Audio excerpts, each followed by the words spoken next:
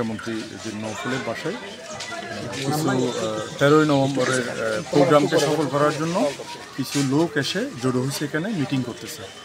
এই জন্য একটা ফেসবুকে স্ট্যাটাস পাই। এটা আমি আমার সিনিয়র অফিসারকে অবহিত করি। তখন আমি আমার 5 থানার ফোর্স নিয়ে আসি। এখানে মূলত বাইরের কেউ নাই, এখানে 7 জনকে পাইছি আমরা, উপরে পাইছি। এটা হচ্ছে ওই যে ইয়াকুব সেন্টারে একটা মিলানো ছিল, রেস্টুরেন্ট ছিল। মিলানো এটা চালাতে হচ্ছে মানে নৌফেলের ছোটো ভাই বোরহান এবং বিএনপি নেতা নিয়াস। তো 5 আগস্টের পর তো ওনারা নাই, এটা মনে হয় এখন সেলুন ওই রেস্টুরেন্টটা। ওই মিলানোটাই তারা এখানে খাবার রেডি করে ফুড ফান্ডার মাধ্যমে বিক্রি করে। তারা যে অ্যাপসও আমি পাইছি, এবং খাবার তৈরি করার প্যাকেট সহ আমরা কিছু সরঞ্জাম পাইছি। তথ্য ছিল যে এখানে অনেকগুলো খাবার বাড়ি থেকে অর্ডার করে আজকে নিয়ে আসা হচ্ছে যারা জড়ো হয়েছে তাদের জন্য।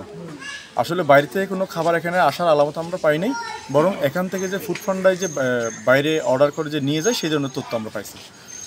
যেহেতু এখানে আছে তারা 7 জন, তো আমরা তারপরেও তাদেরকে নিয়ে যাচ্ছি।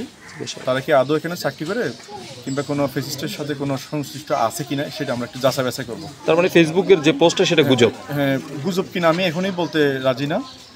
মানে যেই 7 জন আছে তাদেরকে আমরা একটু যাচাই বাছাই করবো। যদি যাচাই বাছাই করে দেখা যাচ্ছে সে ফেসিস্টের জড়িত, তাহলে আইনগত ব্যবস্থা নিব। কিছু জব্দ করে না পরিবারের কাউকে পাইনি।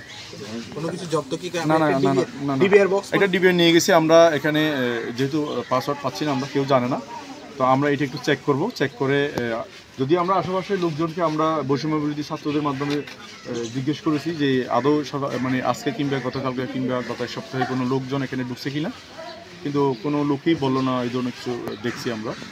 তো তারপর আমরা ডিবিআরটা নিচ্ছি। এটা যেহেতু একটা মানে ডিজিটাল ডিভাইস, আমরা ওটা একটু চেক করবো।